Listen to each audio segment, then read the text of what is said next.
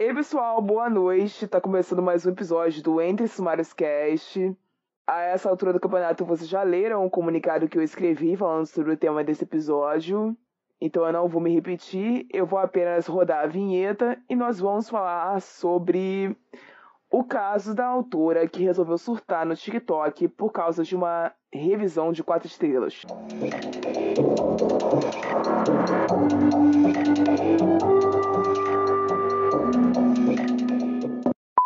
Esse podcast faz parte da iniciativa O Podcast é Delas. Saiba mais em opodcastedelas.com.br.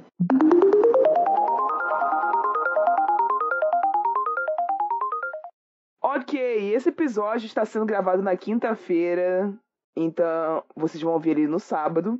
Todo mundo sabe o que aconteceu, o mundo todo viu esse vídeo. Uma autora que se denomina como comediante, se denomina como uma pessoa que escreve livros engraçados, que grava vídeos engraçados. Ela tinha um saldo muito alto no Goodreads, no último lançamento dela.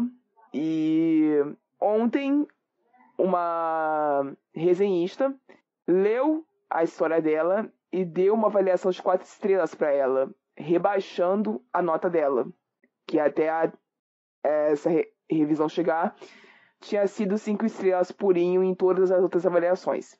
Aí a autora viu essa revisão, pegou o print, foi pro TikTok e fez um escândalo dizendo que a revisora tinha arruinado a vida dela, que tinha desmerecido a escrita dela, que tinha apontado ela como louca, que a revisora tinha mau gosto para livro, enfim, falou um monte. Começou a chorar, basicamente. Sim, ela deu uma de branca histérica e depois que ela fez isso, o mundo inteiro viu, porque o vídeo viralizou muito rápido. E os reviewers, né, os resenhistas do Goodreads que acharam a conta dessa autora lá dentro do Goodreads, caçaram a conta dela, caçaram o livro dela, que é o lançamento, e começaram a dar várias avaliações de 1 estrela só, porque no Goodreads você não pode dar 0 para um livro, você dá 1 estrela. Então, começaram a encher a conta dela de avaliações de 1 estrela, até que o livro dela fosse rebaixado para a posição mais baixa possível, e as notas dela na rede fossem para os mais baixos possíveis, muito próximas de 0.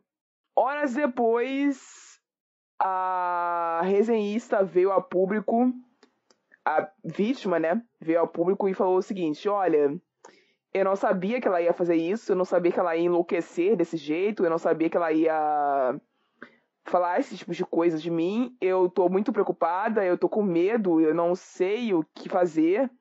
Todas as pessoas se acolheram ela nessa história. Eu tô falando dessa forma, gente, porque a treta toda aconteceu em inglês. E fazer a tradução simultânea dos posts vai demorar muito mais tempo. Então eu tô resumindo o que foi.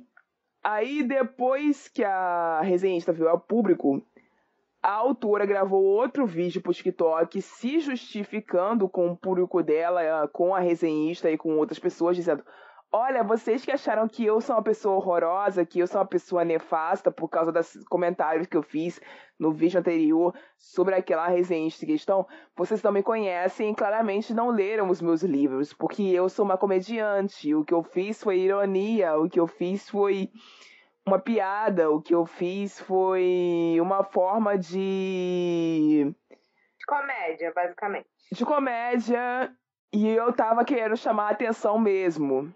Mas não adiantou, a editora responsável por essa autora gringa foi lá e cortou relações com ela, demitiu a mulher e disse que não vai mais publicar nenhuma tiragem desse livro em específico e não vai voltar a publicar essa mulher por razões de que o comportamento dela não é o comportamento que eles recomendam para os autores que eles publicam, e o comportamento dela não valoriza o que essa editora acredita.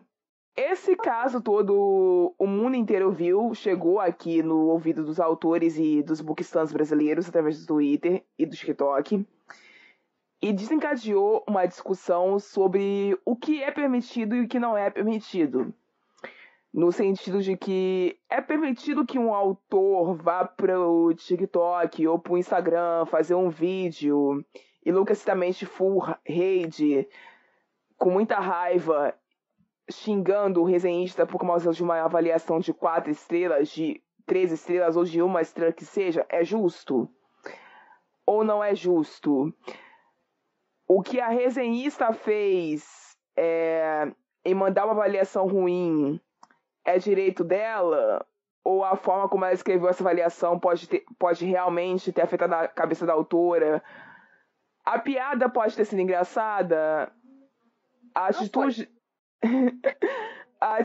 da editora, que foi tomada horas depois, no calor do momento, só vendo a repercussão na internet, foi uma atitude certeira? São esses os pontos que eu e a Yasmin vamos tentar discutir hoje. Agora tu pode começar a falar que eu não vou mais te interromper. Na verdade, eu que tava te interrompendo, né? Acontece. Mas, cara, assim, a Rai falou que não ia fazer uma tradução simultânea, mas eu só vou falar aqui o que a pseudo-comediante, o Léo Lins da gringa, eu acho que chamar ela de Léo Lins. Nossa, velho, puta que pariu. Exagerei um pouquinho, mas o que acontece? Ela leu meio que a resenha, o final da resenha da pessoa, que falava que gostou do livro e valeu a experiência, papapá, 4 estrelas. Basicamente assim, ela leu a resenha e falou, se você gostou tanto, por que você não me deu, você me deu 4 estrelas, sua vadia? Foi basicamente isso. Em palavras mais chulas, né, que foi o que ela falou no TikTok. E assim, teve a pergunta, foi uma boa piada? Não foi nem um pouco uma boa piada. Porque assim, a pessoa, ela tá no jeito dela de fazer uma resenha. Não era nem uma resenha negativa, foi uma resenha de 4 estrelas. E ela tem o direito dela falar o que ela quiser sobre o livro. Porque a gente já falou isso várias vezes aqui. E eu já falei isso tanto no Twitter quanto aqui. Que, mano, tu publicou um livro, teu livro é um produto, tá ligado? Então, assim, as pessoas podem avaliar o teu produto como elas bem entenderem. Desde que, né, siga perante o que está sendo apresentado e o que foi entregue. Mas, e assim, a gente entra numa questão de que essa autora, se ela tivesse um fandom meio grande, imagina, tipo, se não fosse uma autora independente, se fosse uma autora grande, no caso, né? Porque eu acredito, se eu não me engano, essa menina independente, ela ia ser publicada logo. Sei lá, pega a Sarah J. Maas, a gente sempre fala da Sarah J. Maas, mas eu vou falar, tipo, uma pessoa que tem muita crítica negativa, que é a Sarah J. Maas. Imagina se todo mundo que falasse mal dos livros dela citasse no Twitter e atraísse o fandom dela, o fandom das pessoas que literalmente fecharam um baile de gente vestido das personagens dos livros dela pra atrair hate com uma pessoa que só tava dando a opinião dela sobre o livro, tá ligado? Então, assim, você tem que ter consciência. Cara, no sentido da Sarah, já que você puxou essa história, eu acho que não bate a comparação por conta da faixa etária do público. A faixa etária do público da Sarah é infanto-juvenil, é de 14 aos 18 anos. A faixa etária do público dessa autora que fez escândalo é 18 anos. Então a gente não pode querer que adolescentes tenham a mesma maturidade que o pessoal que é adulto, tá ligado? Olha só. Não, Não, eu sei que os livros que a Sarah escreve são pensados por pessoas adultas. Alguns deles, né? Mas do fandom dela são adultos. A gente viu, até no próprio vídeo, tinha pessoas até muito mais velhas do que eu e você. Sim, mas eles não se comportam como adultos, eles se comportam quanto adolescentes. Eles pensam como adolescentes, leem como adolescentes, então eu considero todo mundo ali adolescente. Mas não. Você me desculpa. Você me desculpa aí, então eu não considero ninguém ali adulto. Tipo assim, adulto no sentido de adulto. Tá? Você entendeu o que eu quis dizer? Sim, no sentido de mentalidade, mas só que. Exato. São pessoas muitas vezes casadas com a vida feita, basicamente trabalham, têm a sua vida fora desse negócio. Mas em relação ao entretenimento, eles querem um entretenimento de adolescente. E os livros delas, na verdade. Pra mim isso é meio esquisito. É um negócio que. Enfim, whatever. É um problema meu ter. Não, é problema meu. Eu tenho um problema com infantilismo. Qualquer pessoa que passa dos 26 e começa a se. E ainda se comporta como se tivesse 15. Eu começo a ter problema com a pessoa. Mas isso é um negócio meu, tá? É individualmente meu. Eu não consigo travar, gente. Desculpa. Agora, voltando ao assunto do dia, pra eu não me desviar. A piada foi boa? Não, não foi boa. Foi engraçado? Não, não foi engraçado. Porque a ironia, ela se entende como piada, se entende como sarcasmo, quando ela se demonstra cômica. E no momento nenhum do vídeo original, que começou essa história toda, ela foi cômica. Ela insultou barbaramente a resenhista de um nível que, assim, por muito pouco, ela não foi misógina. Então, é muito pesado você usar esse tipo de fala, esse tipo de direcionamento para esse tipo de ocasião e depois querer jogar a carta do humor, sabe? Não faz muito sentido. Apesar de que estamos falando de uma pessoa estadunidense, então ela pode alegar o free speech, né? Porque a lei de liberdade de expressão absoluta dos Estados Unidos é o inferno. Ela permite até mesmo que você faça esse tipo de coisa, aí que você seja nazista, contando que você não mate ninguém fazendo isso, mas é seu direito de se expressar.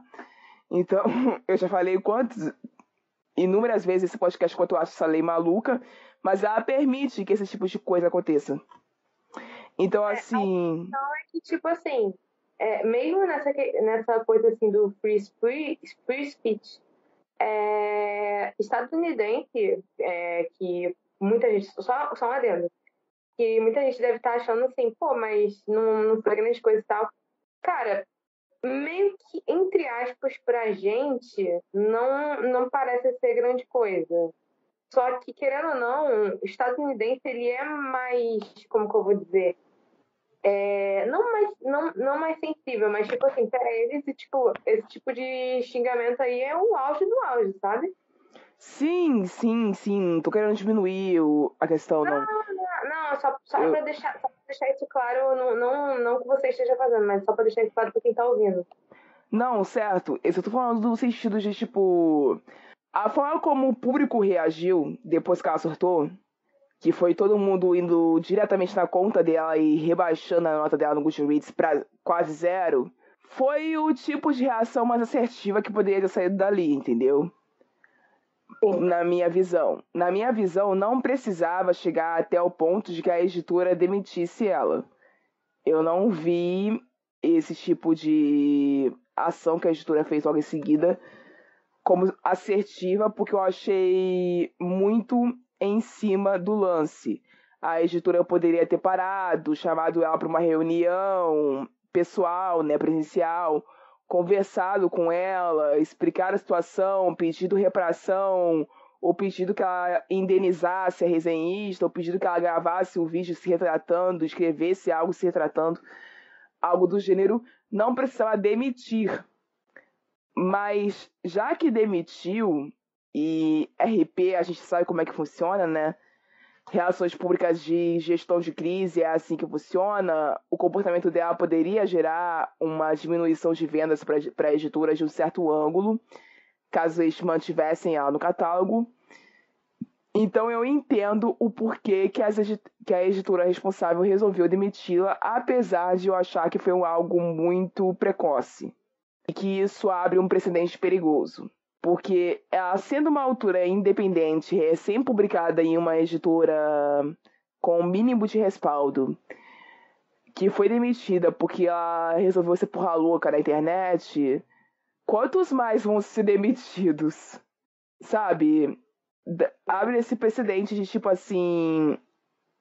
Quando que a gente vai conseguir separar da mulher maluca da pessoa que precisa falar alguma coisa porque realmente tem algo de errado na avaliação que ela recebeu achou a internet como espaço, usou isso para ponto de fala e vai ser emitida porque abriu a boca. Porque eu fico pensando em pessoas como Viúvas de Ferro, que eu nunca... autores e autores de Viúvas de Ferro, que eu não consigo pronunciar o nome dele direito, desculpem.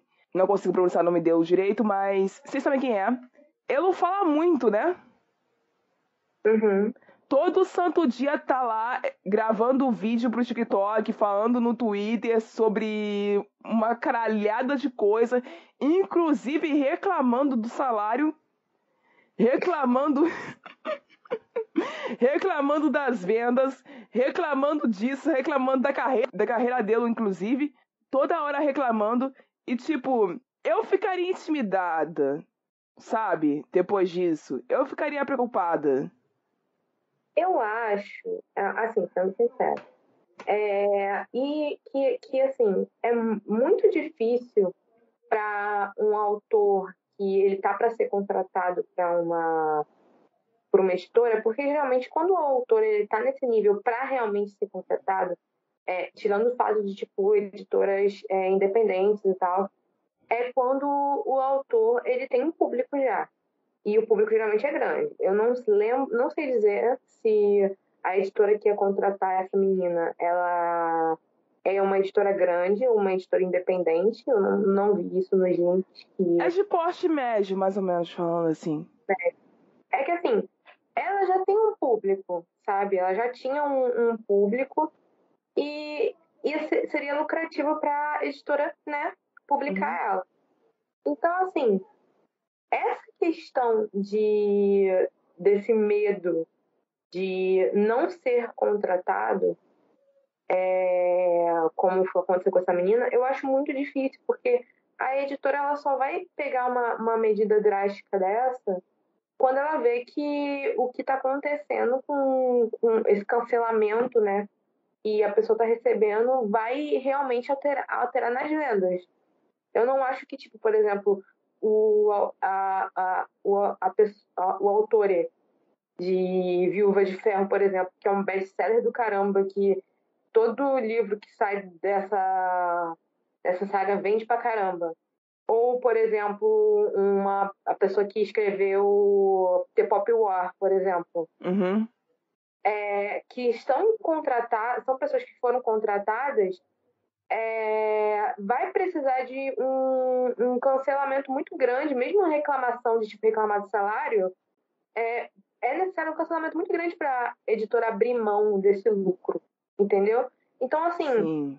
não acho que mesmo com esse procedente seja uma coisa que a gente tem que estar com medo, sabe? Porque, querendo ou não, para você estar sendo contratada, você já tá com o público, entendeu? Sim.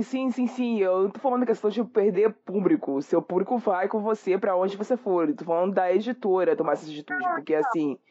O que eu falo é o seguinte, é por causa que o que move a editora é um público consolidado que você já tem, sabe? Porque Nem sempre. A gente tem casos como, tipo.